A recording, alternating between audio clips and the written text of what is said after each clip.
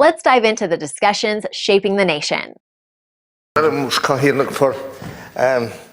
the time to speak on this.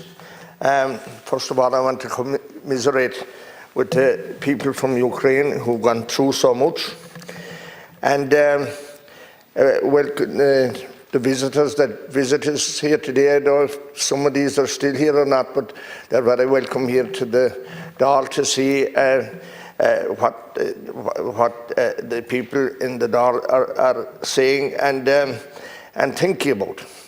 I'm glad that Ireland has done its best for the Ukraine people. Hotels with accommodation and all the facilities that they did for the Ukraine people. And I suppose we especially have to thank the schools and teachers who at very short notice accepted children into their schools and did their best, but difficult because many of them didn't speak English, and it was a burden but you know, they helped schools as well to remain open and to keep the amount of teachers they had in rural places. In other places then maybe they were overcrowded, but everyone did their best for them, and there is no doubt about it that they have suffered a lot. Thousands have been killed and thousands have been displaced, and there's humanity in each and every one of us, and we're sad to see that happening. It happened in Ireland going back over 800 years, and we in our people suffered a lot until it culminated from 1916 to 1922 when we gained independence for the most of our country, but we're still without the very important 6 counties.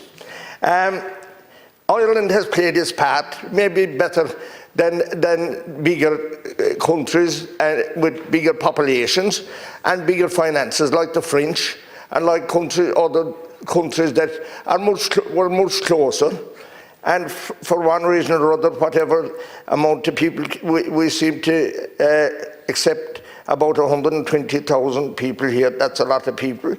And they're welcome, and especially if many of them are working and some more are not, and they must be encouraged to work now and play their part, because it's not fair, and it wouldn't be fair to ask people to leave or to move their children that are here now in schools and have friends, and it wouldn't be fair at this stage to force them to do anything, to leave where they are or whatever. So, but we do need them to work, we do need them to play their part, and for whatever benefits they're getting, like anyone here in Ireland getting benefits, they have to be means tested and accept that and pay their taxes like all of us.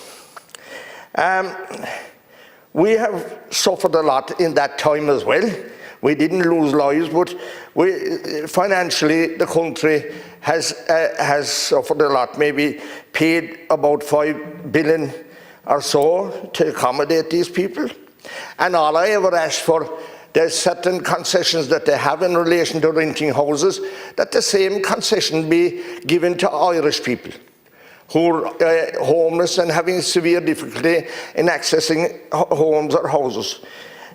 And we must remember that that fuel has gone up and has stayed up consistently, and many people are suffering that have to travel or in the transport industry or whatever they're at.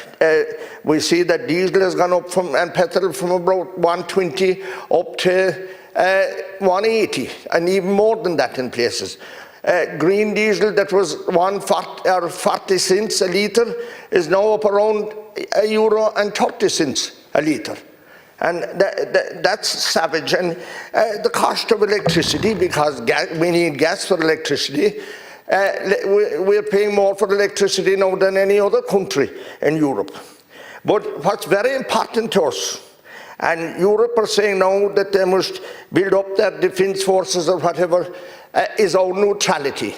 And I'd hate to think that this would trigger our removal from being neutral and to be joining a European army or something like that And people are very, very worried about that, Minister. I see you shaking your head. I'm just hoping that that won't happen. And that's why I'm mentioning it here, because we see how De Valera stood up to Winston Churchill back at the time of the Second World War, and we prided ourselves on being neutral, and we must stay neutral. In no way are we able to confront or take on any forces from anywhere. So I think we're better off to stay neutral. That have served us well for over 80 years, and that's very important to the people of Ireland, and please don't forget that, Minister. Like, share, and subscribe, and let us know your thoughts in the comments. We'd love to hear from you.